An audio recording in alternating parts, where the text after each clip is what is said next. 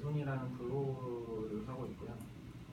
개손을 치면 쓴 책하고 뭐 이런 거 블로그라는 게 제가 쓴 책을 좀 있으면 아마 출간이 될 것 같고, 이런 요새는 공공장소라고 교육 프로그램 하나 만들어서 이렇게 하고 있어요. 요거를 최근에 지인분들하고 한 3, 4개월 전에 얘기를 해가지고 한번 개발한 팀을 한번 만들어보자 이렇게 했었어요. 요거랑 별개로 그냥 이렇게 스터디하는 모임을 10불부터 이렇게 하는 걸 한번 만들었거든요. 그래서 이런 걸 다음 주부터 아마 하게 될 건데, 그렇다고 이걸 안 한다는 뜻은 아니고 그냥 이렇게 모집을 한번 해봤는데 의외로 관심들이 많아하고 사람들이 많이 오시더라고요. 일단 잘 해서 해보면은 또 좋은 또 개발팀이 나오지 않을까 생각도 들고 있습니다.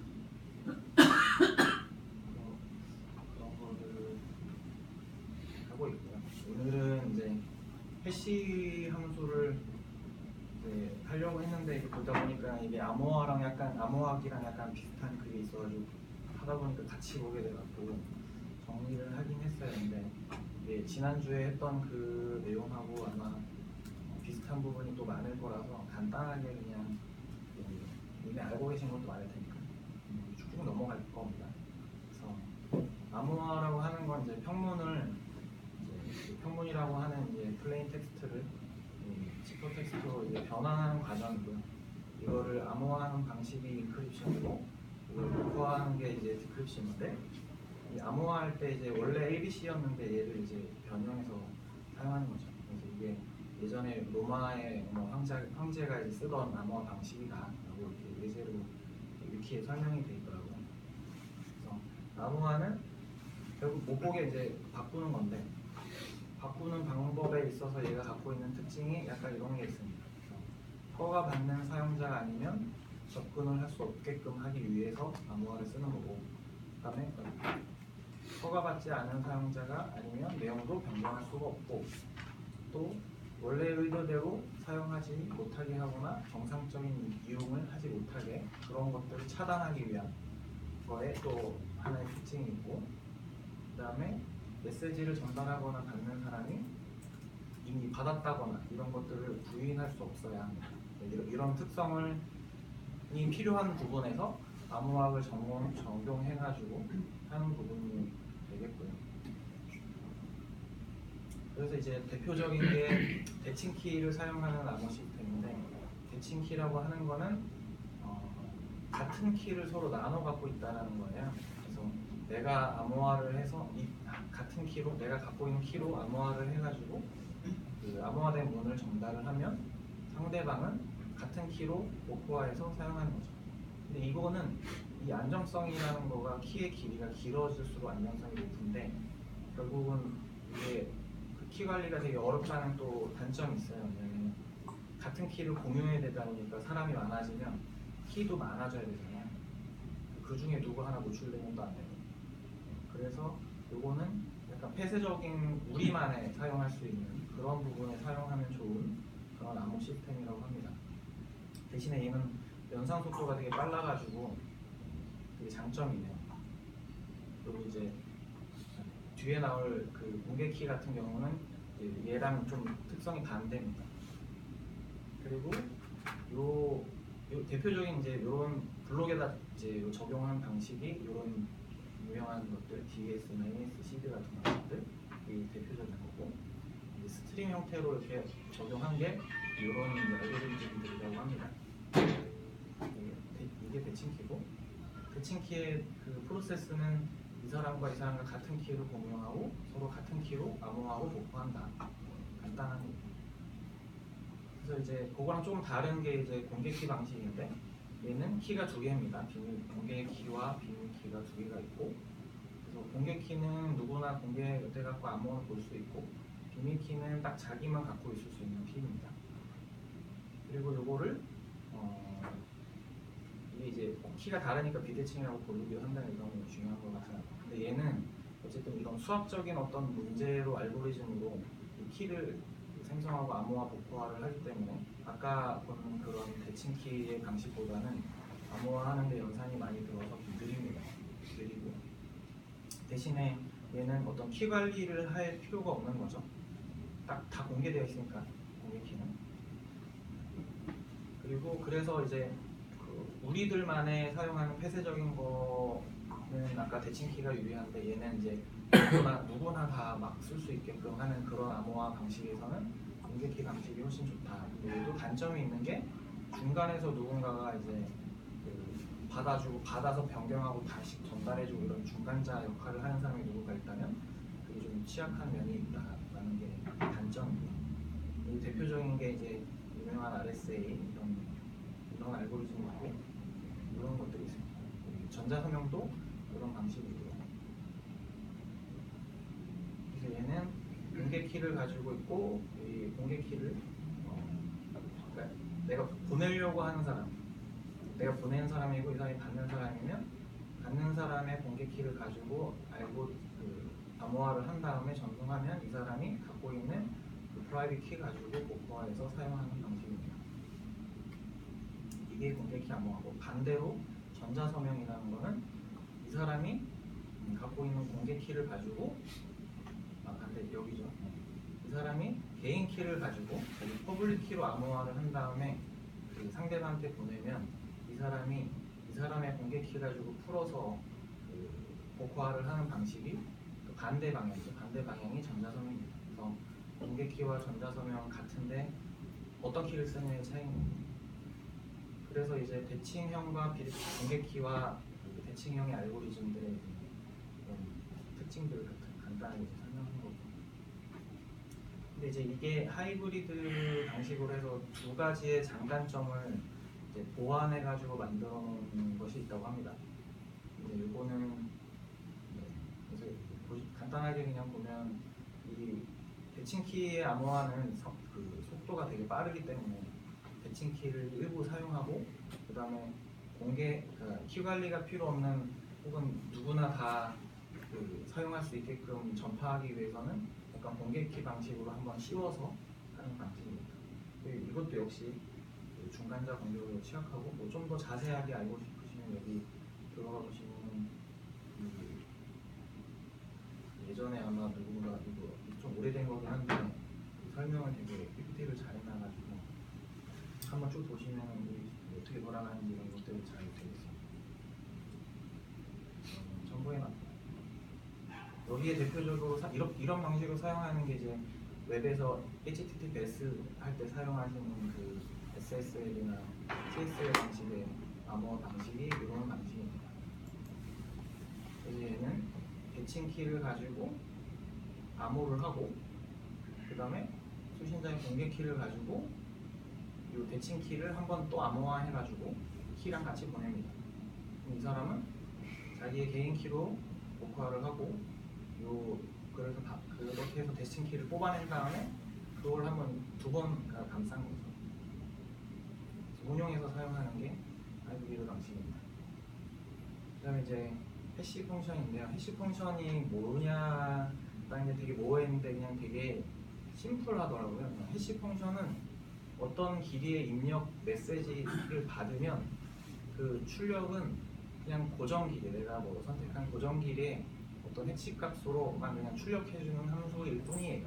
뭐 특별한 기능을 갖고 있는 함수는 아닌 것 같아요.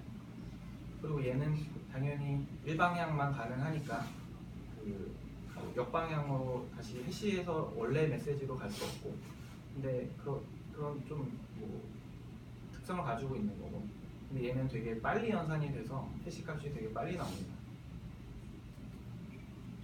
그리고 보통 이제 전자 서명하는 부분에서 서명할 때 해시를 많이 사용한다고 하고요.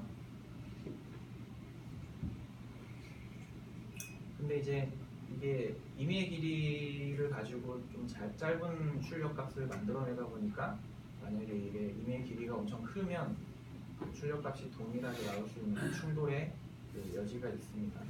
그래서 근데 그 충돌의 여지를 찾아내는 거는 되게 어렵다라고 이미 다 알고 계실 거고 지난주에도 했던 것 같고. 그래서 대표적인 게 이제 SHA라는 방식이고 이 SHM-A2가 이런 계열인데요. 이제 비트코인도 많이 쓰는 EO류, 그다음에 오일리 이런 것들을 대부분 또 많이 사용하고 있습니다. 다른 데서도 우리 국내에서도 뭐 이런 그 해시 함수를 표준을 만들었다고 하더라고요. 처음 보긴 했는데 있긴 한다고 합니다. 쓰는지는 잘 모르겠습니다. 그래서 해시 함수는 그냥 심플하게 입력값을 주면 어떤 출력값의 해시를 만들어준다라는 겁니다. 그래서 근데 이제 그냥 해시 함수의 정의는 그건데 거기에 이제 약간 암호화되는 거를 더하면 이게 이제 크립토그래픽 해시 함수가 됩니다. 요거는 또 여기 위키에 또 정리가 되게 잘 돼 있어가지고 한번 보시면 이렇게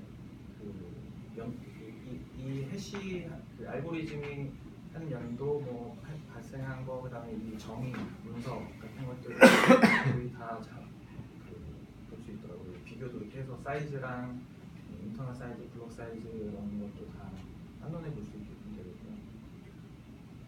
만약에 비교가 해야 할 필요가 있으시면 여기 와서 보시면 될 것 같습니다.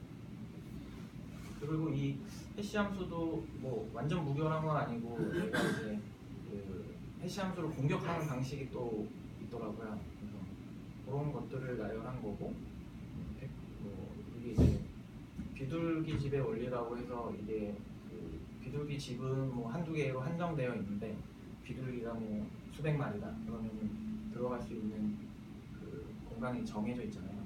그래서 결국은 해시 함수의 특성인 출력값이 항상 짧기 때문에 입력값이 긴 경우에는 충돌 가능성이 생기는 그런 걸 이용해서 공격하는 방식이고, 얘는 생일은 1년 중에 한 번이니까 생일의 그런 약간 확률적인 거를 찾아내는 게 되게 쉽대요. 그래서 약간 그런 확률을 통계를 이용해서 공격하는 방식이고, 얘는 그냥 무차별하게 대입해가지고 막 두들겨 보는 겁니다. 그 마이닝 하듯이.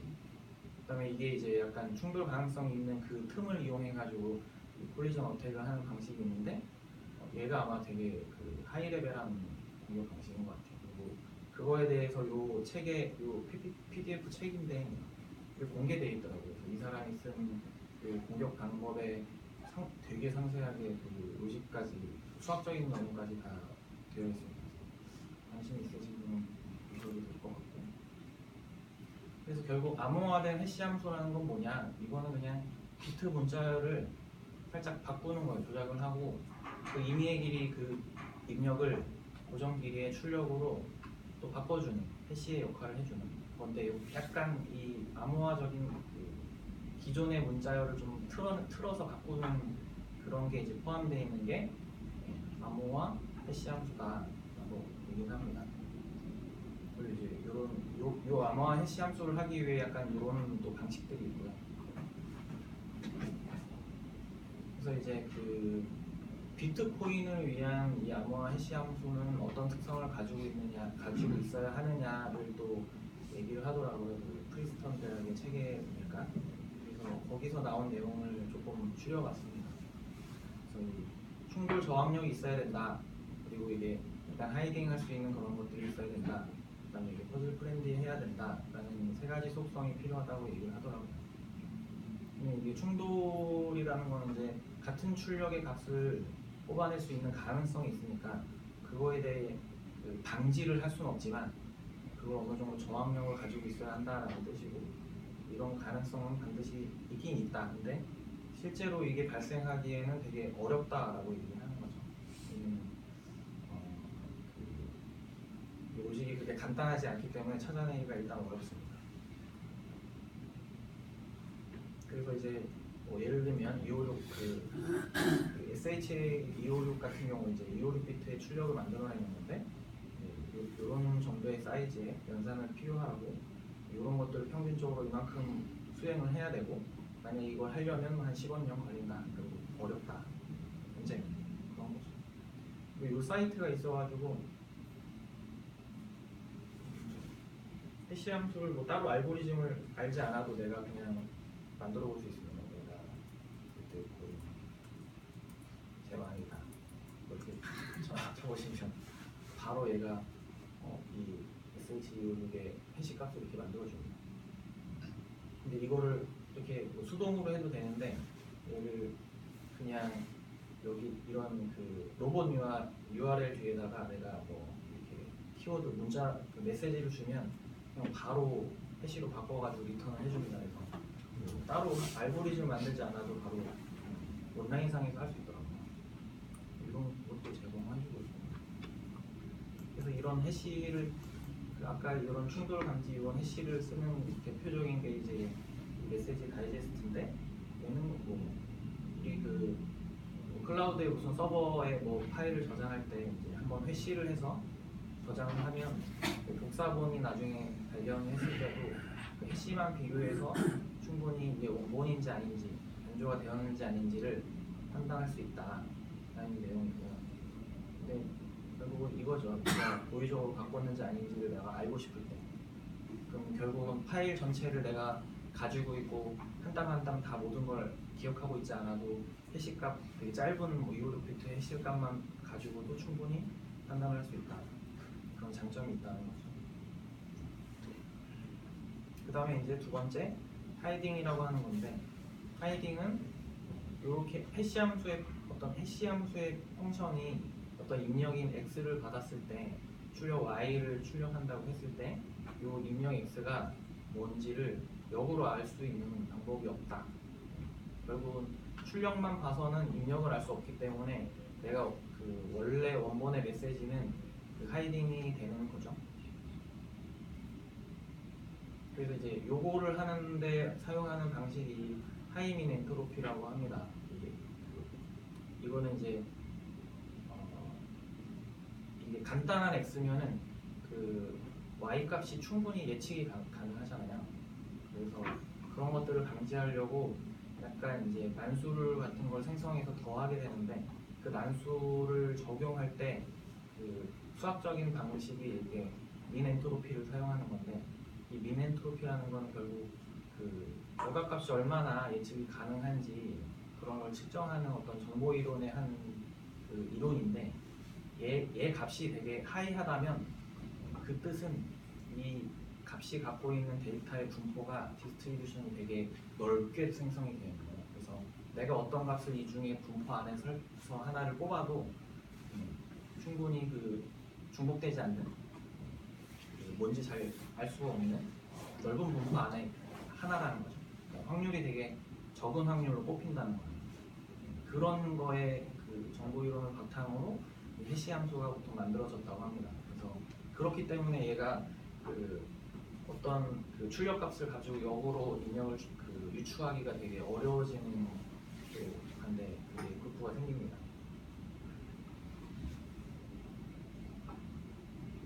그래서 이걸 이용한 이제 대표적인 게 커미먼트 스킴이라고 하는 건데 이제 이 사람이 샌더가 자기가 이제 어떤 메시지를 박스 안에 저장을 하고 싶은 거죠. 그래가지고 이제 봉투에 담아가지고 자물쇠를 채워가지고 보관을 합니다. 그러면은 이걸 열기 전까지는 그 어떤 누구도 알 수가 없잖아요. 그게 이제 하이딩인 거죠. 근데 만약에 이 사람이 누군가가 이걸 열었습니다. 키를 받았든 어떻게 해갖고 다시 열었습니다. 열어가지고 메시지를 딱 확인을 했는데 확인했을 때 여기에는 유서를 나한테 100억을 준다고 써있었는데 이 사람은 나 그런 적 없어라고 또 부인할 수 있잖아요. 그런 걸 방지하려고 이게 바인딩이라는 역할이 또 필요합니다. 이 사람이 두 말을 할 수 없게. 그렇기 때문에 이 사람이 줄 때는 키와 메시지를 동시에 주고 여기에서 문투가 그러니까 암호화된 거죠. 해시움된 거죠. 해시움된 메시지를 이 사람이 풀었을 때 결국 똑같은 값이 나오냐 그러면은 이게 원본이구나 이건 아니구나 이런 것들을 이제 판단을 하는 그 대표적인 그 약속 계약 같은 거죠. 그런데 이용을 한다고 합니다. 또 하나는 이제 퍼즐 플랜들리하여야 한다라는 뜻인데 이게 뭐냐면 이게 아까 잠깐 말씀드린 것처럼 이게 입력을 가지고 그 결과를 입력으로 결과를 만들어내는데 결과로 입력을 다시 그 유추하기가 어렵게 만들기 위해서는 더 어렵게 만들기 위해서는 이런 랜덤한 어떤 특별한 값을 그 합쳐서 더해서 만들어서 입력으로 사용하면 결과값을 유추하기 더 어렵다라고 이제 되어 있는 퍼즐 검색할 때 이게 데이터상의 어떤 공간 안에 어떤 정답을 찾아야 하는데 그 공간상의 정답을 찾기 위해서는 그냥 검색해서 돌아다니는 수밖에 없는 거죠. 근데 그거를 무식하니까 그렇게 하려면 그래서 어떤 수학적인 문제로 그걸 풀어야 되는 건데 그렇다고 뭐 다른 지름기가 없으니까 그냥 무작정 수학적인 문제로 푸는 것밖에 없죠. 그래서 얘를 유추하기 위해 그 뭔가 가진 수를 다 할 텐데 그때 이 랜덤한 값이 더해져 있으면 더 찾기 어려운 거예요. 그리고 이 y 값이 그러니까 내가 이미 찾고자 하는 어떤 id가 있고 이 id랑 어떤 그 x라는 값이랑 그 컨캐트를 해가지고 그냥 붙인 겁니다. 붙여가지고 입력으로 해시 함수 입력으로 사용했을 때 나온 어떠한 결과값이 이 y라는 실제 정답의 어떤 부분 집합이 되는 거는 상대적으로 또 쉽다고 합니다. 왜냐면은 얘가 갖고 있는 경우의 수가 뭐 10개면 10개 중에 하나만 맞으면 맞춘 거잖아요. 마이닝 할 때도 약간 그런 식으로 난이도를 조정하는 것처럼. 근데 얘가 만약에 y가 딱 하나다. 그러면은 얘가 10개 중에 하나 찾는 것보다 하나를 찾는 게 더 어렵겠죠. 그러니까 난이도가 훨씬 높아지는 그런 결과가 나와요. 그래서 그 비트를 조정해가지고 마이닝할 때 비트의 난이도를 줄이면 줄일수록 찾아야 하는 그게 더 경우의 수가 더 적어지니까 훨씬 더 어려운 일이 되는 거죠. 그래서 이걸 사용해서 하는 게 대표적인 게 요 SHA 256, 차 256이라고 하는 거고 여기서도 많이 쓰고 있고 근데 얘가 그 기본적으로 하는 역할의 특징이 이런 머클 벵가르 트랜스폼이라고 하는 게 있다고 합니다. 요건 뭐 하는 거냐면 그 원래 길이가 이제 고정 길이를 가지고 고정 출력을 내는 건데 이 동적인 길이의 입력을 처리해서 고정된 출력을 내기 위해서 사용할 때 이런 알고리즘을 사용한다고 합니다. 그래서 요거는 그 어떠한 입력 길이가 n인 데이터를 받으면 출력이 n이라고 했을 때 이걸 다 자르는 거예요. 그 차이만큼 블록을 쫙 분할해서 생성한 다음에 그 블록들을 하나하나 압축합니다.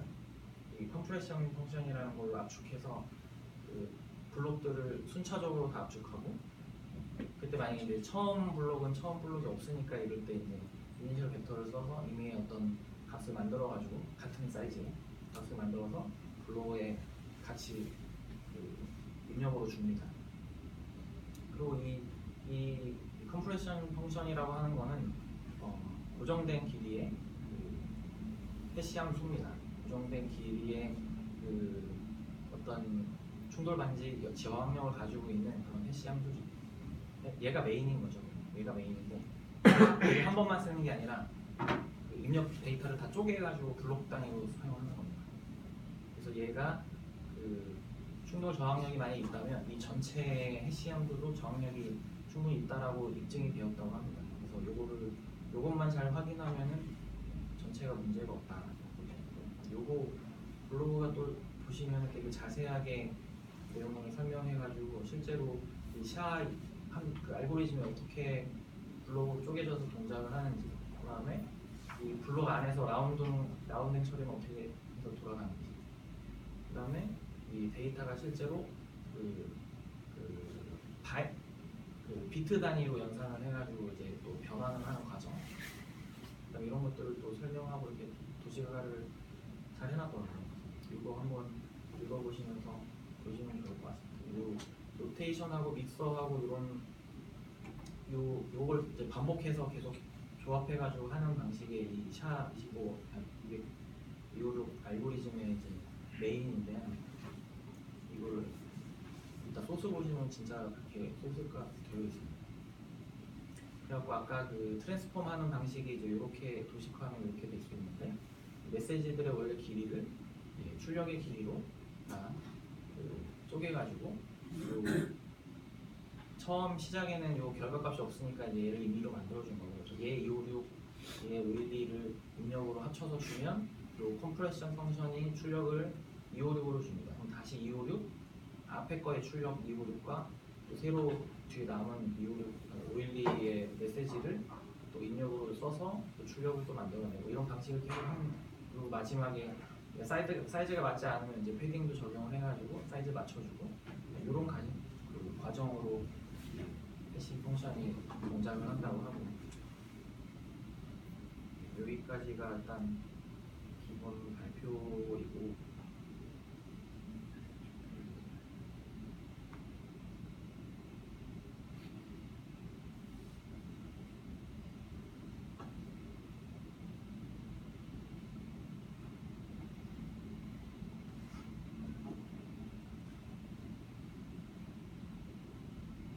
비트코인 소스 보시면 크립토 부분에 보시면 여기에 이렇게 사용하고 있는 그 알고리즘들이 보실 수 있어요. 여기가 이제 헤더는 별거 없고,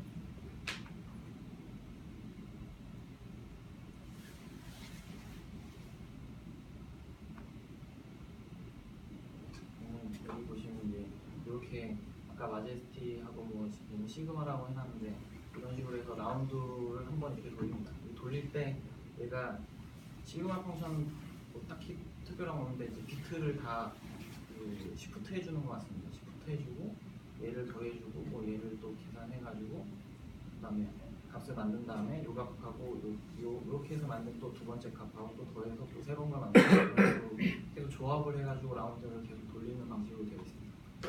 이거는 이제 초기화 값인데 이거는 어디다 쓰는, 왜 이거 초기화를 이렇게 잡은 건지는 잘 모르겠어요. 아까 아이브이 그거죠? 처음 왼쪽 이거요? 그거 수도 돼요. 그럴 수도 돼요. 그리고 이제 이렇게 그 트랜스폼 아까 블록 자른 걸 갖고 다 입력으로 주고 연산을 한번 하고 이런 과정이 계속 반복되는 그런 것들이 이렇게 다 정리가 돼 있어요. 테스트하려고 만든 거. 이건 디텍션 하려고 만든 거.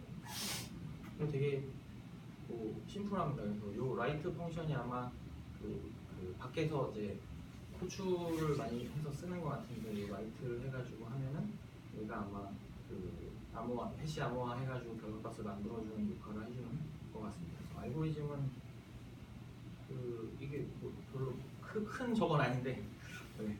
되게 심플한 것 같은데 이거를 못 푸는, 여태 푼 적이 없다고 하니까 어마어마한 알고리즘인 것 같습니다. 저 소스가 기본 소스를 그대로 가져다 쓴 걸까 아니면 얘네들이 약간 뭐 약간 시청해서 쓴 걸까 아니면 그거 모르겠네요. 기존의 오리지널을 그래도 갖다 썼을 거예요. 제가 쓸 수도 있고 이 사람이 만들었다고 되어 있으니 또 바꿔서 했는지도 모르겠어요. 헤더 파일 한번 보면 헤더.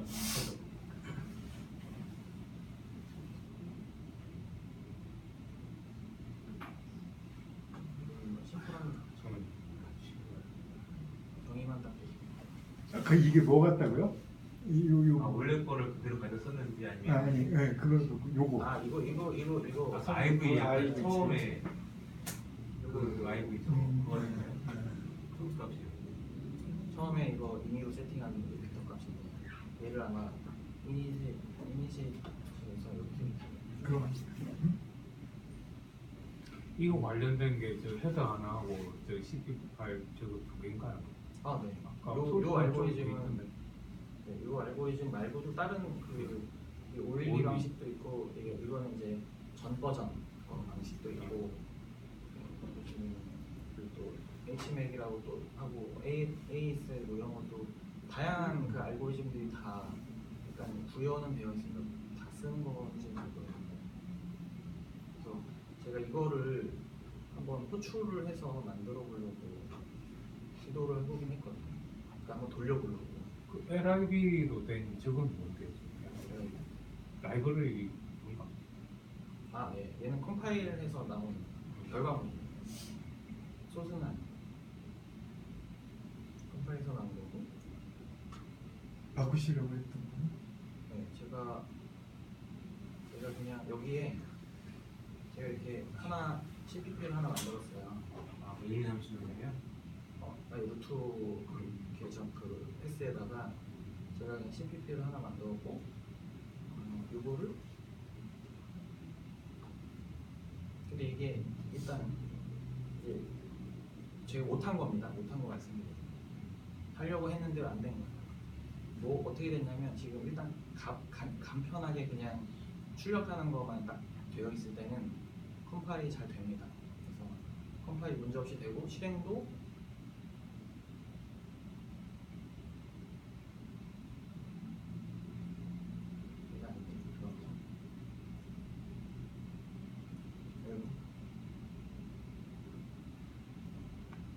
컴파일이 지금 잘 된 거고 실행을 해도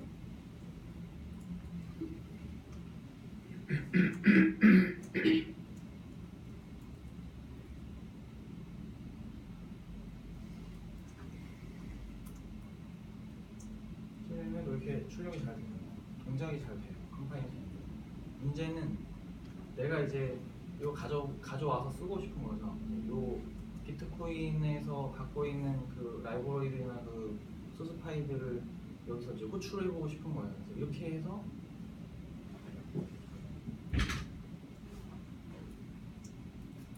메이크를 하면은 이 컴파일이 안 되고 에러가 납니다. 이게 에러 나는 게 요런 에러가 납니다.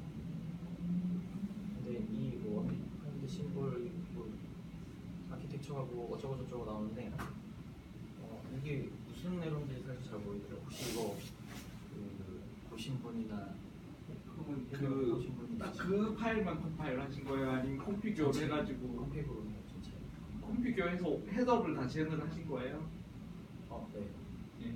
그러면은 좀 좋겠네요. 원래 개별 컴파일 해봤더니 절대로 안 들어가요. 예.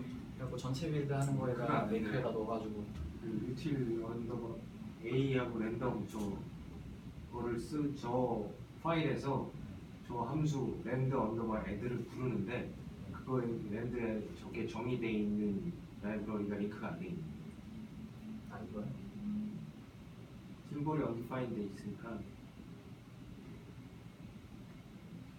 할 수 없는 근데 이 파일을 그럼 가보면 요거만 했는데 그런데 네. 이거 없어도 그냥 인클루드만 해도 에러 똑같이 나와요. 인클루드 하면 헤더 그게 패스가 시스템 라이브러리에 뭐 유저 로컬 그런 데 있으면은 컴파일러가 찾는데 안 그러면 뭐 마이너스 라지아 해가지고 위치를 넣어줘야 돼요. 네. 근데 얘는 이 비트코인에 있는 유틸이거든요. 그게 같은 디렉토리여도 메이크 파일은 그걸 잡아놨을 텐데 안 그냥 GCC에 넘기면 안 잡힐 거예요. 마이너스 I 뭐 근데 얘만 안 되는 건 아니고 지금 네. 요거 메이크파일 말고 아니라고 생각해요. 다른 SH 바로 이거를 불러오거나 이런 식으로 뭔가 쓰려고 해도 안 불러주더라고요. 이거를 아직 찾지를 못했는데 얘만 되면은 그러니까 제가 파일 하나 만들어서 외부에서 그 코어 건들지 않고도 다 이렇게 돌려보거나 해볼 수 있을 것 같은데 얘가 안 돼가지고 컴파일이 안 됩니다. 그게 그 예전에 저그 똑같은 데다가 걸려가지고 네. 근데 그거하고는 안 돼. 다른 프로젝트 때 되게 고생을 많이 했는데 그거 하도 오래돼가지고 기억은 잘 안 나요. 근데 벌떡 기억에 익스터널 변수나 뭐 이런 것들의 어떤 선언이 충돌돼서 저런 것들이 완전히 그러니까 원인하고는 틀리게 저런 결과가 나왔던 거죠 기억에. 그래서 저기 인클루드가 뭐 2번이 되긴 되는데 2번 되거나 아무튼 이제 좀 순서에 안 맞거나 뭐 그런 거에 의해서 아주 엉뚱한 저런 이제 엑시트 뭐 그런 애라고 나오더라고요. 그럴 수도 있는데 그러면 얘도 안 돼야죠. 이렇게 했을 때 안 돼야 이렇게 하면 되거든요. 예, 그쵸. 돼야지. 근데 네. 이걸 쓰려고 하면 안 되는 네, 거예요. 유틸.h가 그 전에 거랑 그러니까 저기에 어떤 변수하고 다른 변수하고 저게 없으면은 이제 없어가지고 충돌이 안 나는데 유틸.h를 인클루드 함으로써 다른 쪽하고 충돌이 일으키면은 충돌 난다고 저렇게 나오면 좋겠는데 아까처럼 컴파일 했을 때 그런 메시지가 나오더라고요. 그럴 수도 있겠네요. 네, 근데 되게 어렵더라고요 찾는 게 변수 하나 때문에 이게 나오거든요. 이게 에러도 메시지가 친절하지가 않아요. 네, 친절하지는 않아요. 이거 다른 것도 보시면은 이 컴파일되는 메인 이게 이제 비트코인 B를 보시면 보시면 얘도 기본적으로 이런 정도의 그 라이브러리 똑같이 쓰거든요. 그 유틸은 웬만한 데선 다 그 인클루드에서 사용하고 있는 거거든요. 얘랑 지금 같은 경로이고 그 인클루드만 하나 딱 갖고 왔을 뿐인데 컴파일이 안 되는 거예요. 되게 약간 이게 환경을 뭔가 제가 잘못한 걸 수도 있긴 할 텐데 정확히 뭔지 찾기가 되게 어렵더라고요. 얘도 뭐 별거 없습니다. 환경 세팅하고 그냥 넘겨주는 거, 이닛하는 거 넘겨주는 거 땡이거든요. 얘는 컴파일 잘 되거든요. 얘 실행하기도 잘 되거든요. 제가 만든 건 아니에요. 희한합니다. 혹시 순서를 한번 바꿔보시면 돼요. 어떤 그 거요? 위아래야. 예, 그런 순서로. 아 이거를요? 네.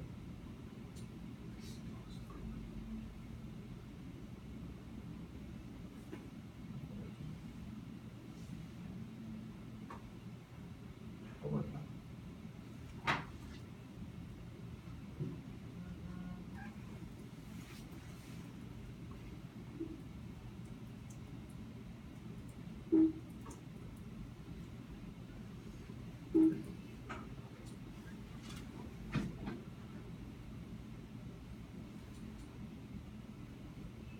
뭐 짧아지긴 했는데 에러 메시지는 비슷한 것 같긴 해요.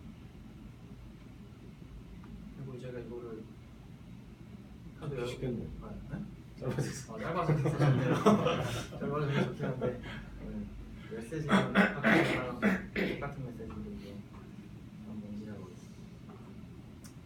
얘가 메이크 클린 해갖고 싹 날리고 다시 컴파일 전체 해봐도 똑같이 잘 안 하더라고요.